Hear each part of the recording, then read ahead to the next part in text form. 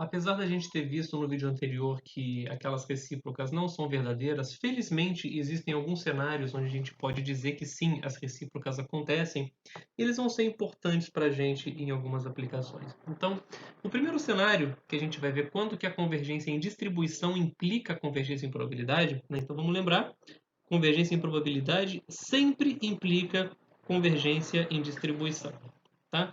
A gente viu no vídeo anterior que convergência em distribuição nem sempre implica convergência em probabilidade.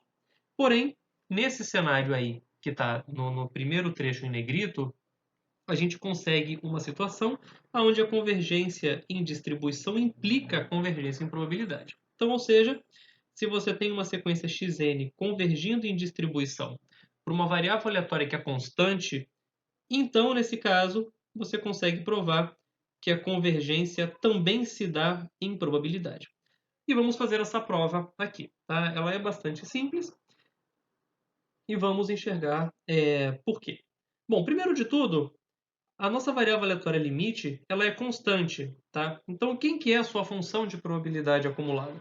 Tá? Ela vale zero se x é menor do que c e vale 1 se x é maior ou igual do que c. Tá? Como ela só assume o valor c, essa variável aleatória acumula 100% da sua probabilidade no exato momento que ela passa por esse valor de c aqui. Então vamos lá. Eu quero provar que a convergência se dá em probabilidade. Então eu tenho que olhar para o seguinte valor. Probabilidade de xn menos c ser maior ou igual do que ε. Bom, isso para mim pode acontecer de duas formas diferentes. Tá? Ou eu posso ter xn menor ou igual do que c menos ε, ou eu posso ter xn maior ou igual que c mais ε. Tá? Ou seja, eu disto mais que ε de c, se xn é menor ou igual que c menos ε, perdão, coloquei errado aqui, c menos ε, ou se xn é maior do que c mais ε. Tá? Eu quero fazer alguma coisa que me relacione com a função de probabilidade acumulada. Tá? Então, esse primeiro termo parece que já está na direção certa, né? Probabilidade xn menor ou igual do que alguma coisa. Esse daqui, se eu fizesse 1 menos, não dá certo, né? Porque eu vou ter que botar menor em vez de menor ou igual. E se no caso da variável aleatória ser discreta, a gente não está muito bem fazendo o que a gente gostaria. Deixa eu fazer uma pequena malandragem para consertar isso. Vamos ver se vocês concordam comigo. Eu vou colocar aqui um sinal de menor ou igual. O primeiro termo eu vou manter igual, probabilidade de xn menor ou igual do que c menos ε. E aqui eu vou colocar o seguinte, em vez de eu pedir que eu tenha xn maior ou igual do que c menos ε, eu vou aumentar um pouquinho esse conjunto. Eu vou pedir que eu tenha c mais ε sobre 2 e eu posso colocar um sinal de maior. Tá? Por que eu estou fazendo isso? Bom, se eu tenho aqui c e eu tenho aqui ε, tá? Eu estou olhando em cima para o conjunto aqui, onde eu estou maior ou igual do que c mais ε. Aqui embaixo, eu estou olhando para c mais ε sobre 2 aberto. Então, fica bastante claro que o evento laranja, que é o que eu estou calculando a probabilidade embaixo, ele contém o evento azul, que é o que eu estou calculando a probabilidade em cima. E é por isso que eu ganho esse sinal de maior ou igual aqui. Tá? E aí, agora sim, eu posso fazer alguma malandragem que me permita utilizar a função de probabilidade acumulada. Então, isso vai ficar probabilidade de xn menor ou igual a c menos ε, mais 1 menos a probabilidade de xn menor ou igual a c mais ε sobre 2. E agora sim, eu posso utilizar a função de probabilidade acumulada. Então, isso vai ficar a função de probabilidade acumulada de xn calculada em c menos ε, mais 1 menos a função de probabilidade acumulada de xn calculada em c mais ε sobre 2. Tá? O único ponto de descontinuidade da minha função de probabilidade acumulada limite é o ponto c. E aqui eu estou calculando em c menos ε e c mais ε sobre 2. Então, lembrando que a convergência em distribuição, ela diz que as funções de probabilidade acumulada convergem para a função de probabilidade acumulada limite nos pontos de continuidade. Tá? E esses pontos aqui são pontos de continuidade da função de probabilidade acumulada da variável aleatória limite. Então eu posso, sem medo, passar aqui e dizer que quando n vai para infinito, isso converge para f de c menos epsilon mais 1 menos f de c mais epsilon sobre 2. Tá? Isso daqui vai ser quem? F de c menos epsilon, como eu estou antes de c, vale 0. E aqui, como eu estou depois de c, isso vale 1. Isso aqui, então, vai dar 0, quando n vai para infinito. Então, ou seja, eu provei que acontece o seguinte: probabilidade de xn se desviar mais que epsilon do seu limite converge para 0 quando n vai para infinito. E isso prova para mim que a convergência se dá em probabilidade, assumindo a convergência em distribuição. Ok? O segundo ponto, não vou provar, é um exercício que está do livro do Magalhães para vocês, que de certa forma a convergência em probabilidade ela quase implica a convergência quase certa na seguinte forma, tá? Se você tem uma sequência xn que converge em probabilidade para x, então se você descartar alguns termos da sequência xn, né, ou seja, se você considerar uma subsequência dessa sequência, ela converge para x quase certamente, tá? Qual que é a intuição por trás disso? Deixa eu tentar passar um pouquinho aqui para vocês, tá? Bom, deixa eu escrever aqui x1, x2, x3, x4, x5, x6, x7, x8 e assim sucessivamente. Quando você olha essa sequência de variáveis aleatórias aqui, ela se aproxima em probabilidade de x, tá? Ou seja, a probabilidade dela estar epsilon longe do seu limite converge para zero, tá? À medida que n vai para infinito. Essencialmente, o que falta para você conseguir obter convergência quase certa é que essa sequência ela pode ter termos demais, tá? Ou seja, se você for esperto e escolher algumas variáveis aleatórias somente dessa sequência, você consegue jogar fora os termos que fazem a convergência quase certa falhar e guardar somente os termos que fazem a convergência quase certa funcionar. Tá? É claro que essa escolha, né, de quais termos você vai jogar fora e quais você vai manter é bastante esperta e dependente da sequência de variáveis aleatórias em questão, mas está lá um exercício para vocês tentarem provar isso, né? Provar que se você jogar fora alguns elementos, você consegue garantir a convergência quase certa. Então, bom, se a gente lembrar, né, do exemplo que a gente fez no vídeo anterior, onde você tem xn com distribuição de Bernoulli de parâmetro 1 sobre n, a gente viu que xn converge para zero em probabilidade, mas que xn não converge quase certamente para zero. Mas a gente sabe que se a gente tiver yn com distribuição de Bernoulli com parâmetro 1 sobre n quadrado, então aí sim, essa nova sequência que eu chamei de yn converge quase certamente para zero. O que a gente fez de uma sequência para outra? A gente essencialmente jogou alguns termos fora. Tá? A passagem de xn para yn, basta que eu pegue somente os termos que tenham índice quadrado perfeito, né? Ou seja, yn é igual a xn ao quadrado. Você considerou essa subsequência e aí sim você obteve a convergência quase certa. Tá? Ou seja, isso relaciona de modo bastante íntimo as duas convergências. Né? A convergência a convergência em probabilidade é uma convergência quase certa com termos a mais que fazem ela dar errado. Né? Você pode consertá-la de alguma forma. Bom, um outro teorema bastante importante, super útil para aferir convergência em distribuição, relaciona isso com outras formas de caracterizar de modo único a nossa variável aleatória. Tá? A gente lembra que é dado uma variável aleatória x, a gente tem a sua função de probabilidade ou função densidade de probabilidade, a gente tem a função de probabilidade acumulada, a gente tem a função geradora de momentos e a gente tem a função característica, das quais as mais interessantes do ponto de vista teórico são a função de probabilidade acumulada e a função característica, porque elas existem sempre, tá? Então, claro que a gente pode relacionar a convergência em distribuição com essas duas funções também, né?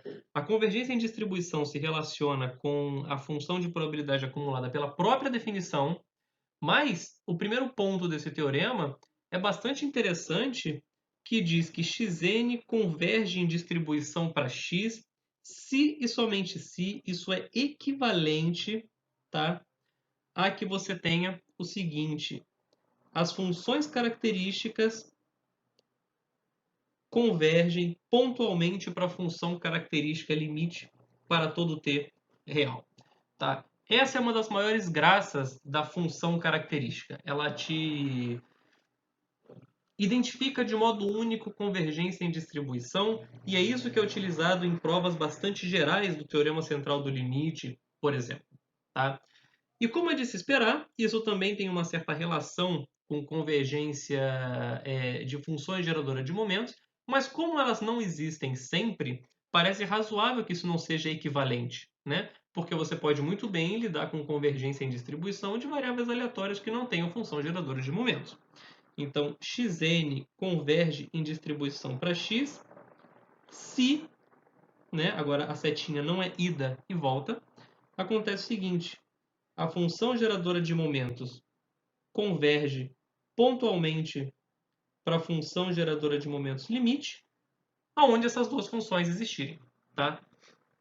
Ou seja, isso aqui é o que a gente vai usar numa prova um pouco mais simples do teorema central do limite, assumindo que as variáveis aleatórias tenham funções geradoras de momentos, tá?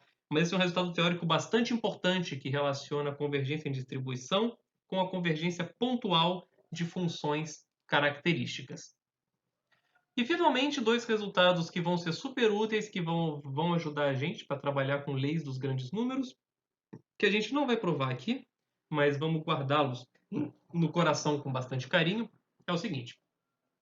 Você tem xn, uma sequência de variáveis aleatórias, tá? Todo mundo definido no mesmo espaço de probabilidade, e você está assumindo que xn converge para x de alguma forma, ou seja quase certamente, ou seja em probabilidade, ou seja em distribuição. Se g é uma função contínua, tá? Então g de xn também converge para g de x, tá? E o tipo de convergência é mantido, ou seja, se xn converge quase certamente para x, g de x converge quase certamente para g de x, se a convergência em probabilidade aqui embaixo também é, e a convergência em distribuição também é aqui embaixo, tá? Ou seja, tornando um pouco mais concreto, né? Se xn converge em probabilidade para x, né? E então você pode provar, por exemplo, que E elevado a xn converge em probabilidade para E elevado a x. Alguma coisa dessa natureza, tá? Porque a função a função exponencial é uma função contínua, tá? Então, funções contínuas preservam convergência em quase certamente, probabilidade ou em distribuição. Outro resultado bastante interessante é o teorema chamado Teorema de Slutsky, que diz para a gente o seguinte: você tem xn e yn, sequências de variáveis aleatórias, de modo que convirjam do seguinte jeito, tá? Xn converge em distribuição para x, yn converge em probabilidade para uma determinada constante, tá? Então, se você está dentro dessas hipóteses, você pode então relacionar a convergência de combinações de xn com yn. Então, se você fizer xn mais yn, isso converge em distribuição para x mais c, tá? É possível dar um contra-exemplo, né? Que se yn converge para uma variável aleatória que não seja constante, esse resultado falha. Então é importante que a gente tenha yn como sendo uma constante para isso ser verdade. Outro ponto possível da gente provar é que o produto também dá certo, né? xn vezes yn converge em distribuição para o que deveria ser uma constante vezes x. E se você tem essa constante diferente de zero, você pode olhar para o quociente, né? xn sobre yn converge em distribuição para x sobre c, tá?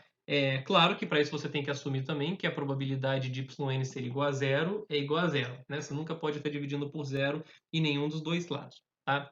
Ou seja, o Teorema de Slutsky diz para a gente como que, sob essas hipóteses, a gente consegue relacionar convergência de duas sequências de variáveis aleatórias entre si, tá? Esse teorema vai ser bastante importante quando a gente estiver lidando com leis dos grandes números e para resolver diversos exercícios.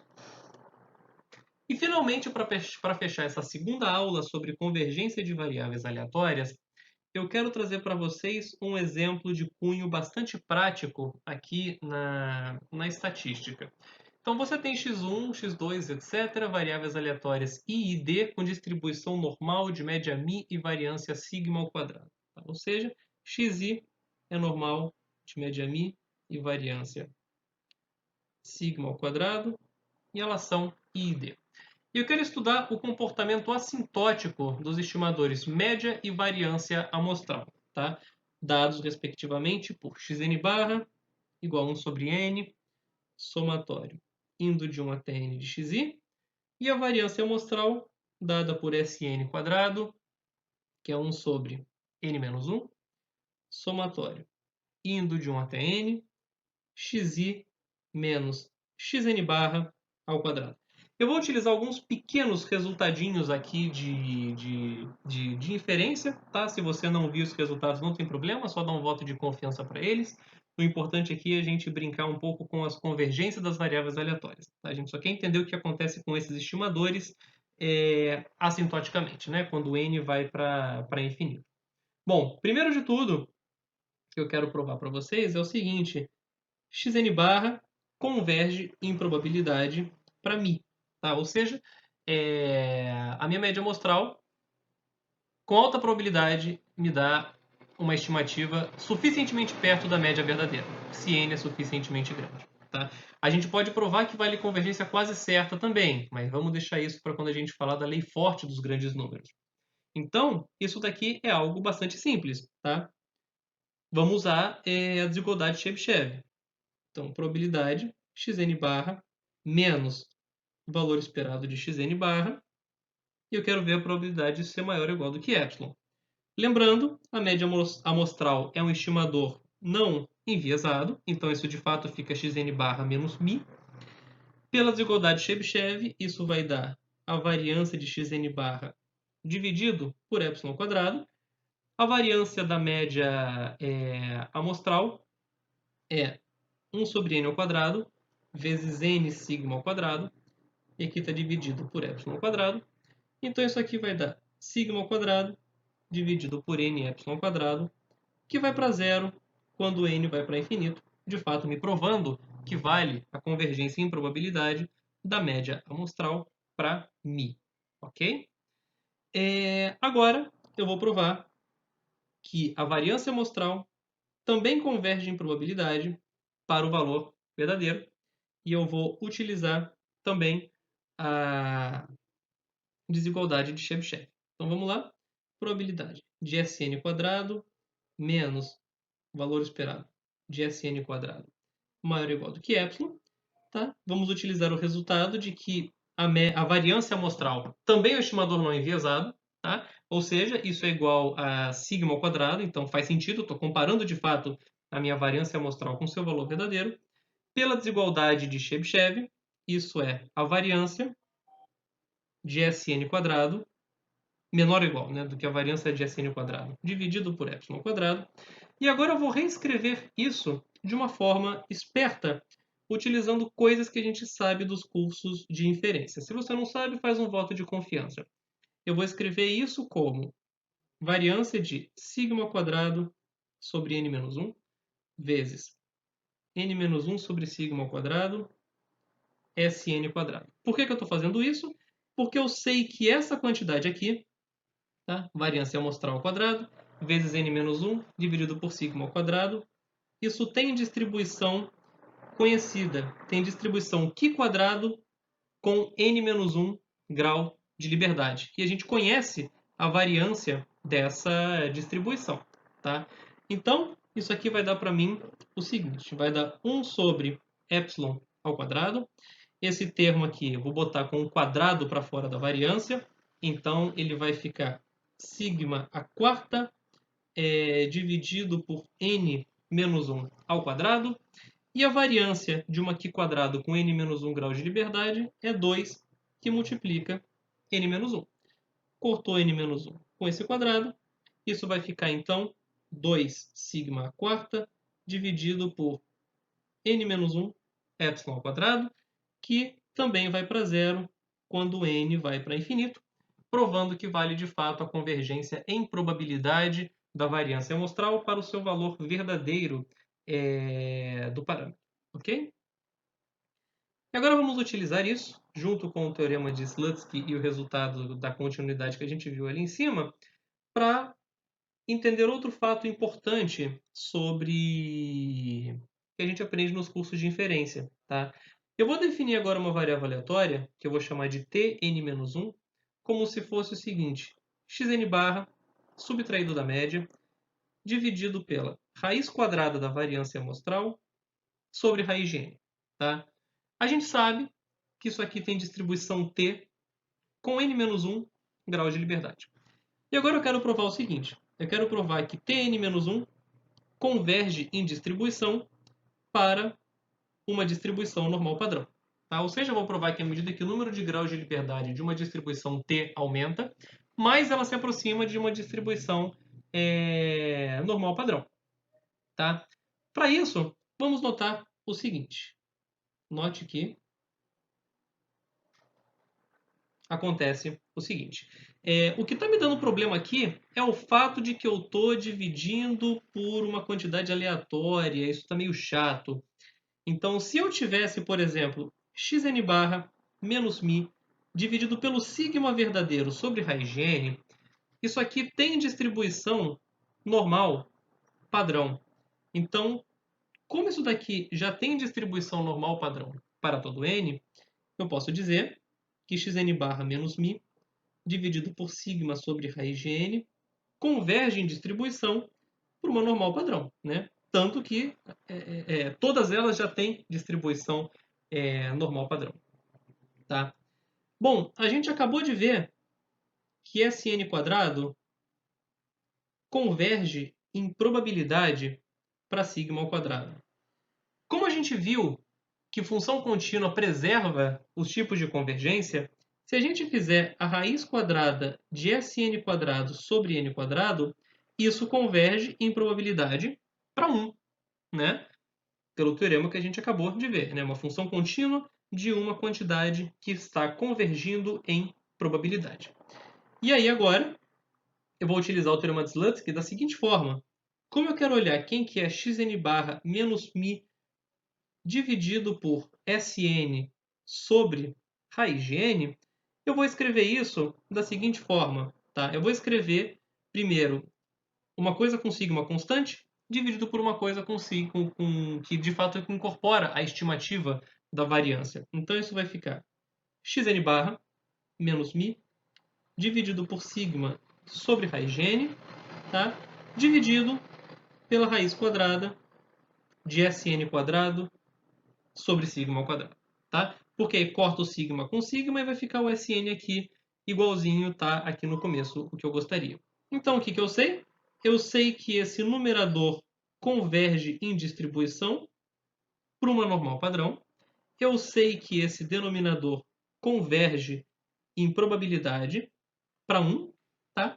Então, portanto, pelo teorema de Slutsky, eu tenho garantia de que isso daqui converge em distribuição para uma normal padrão.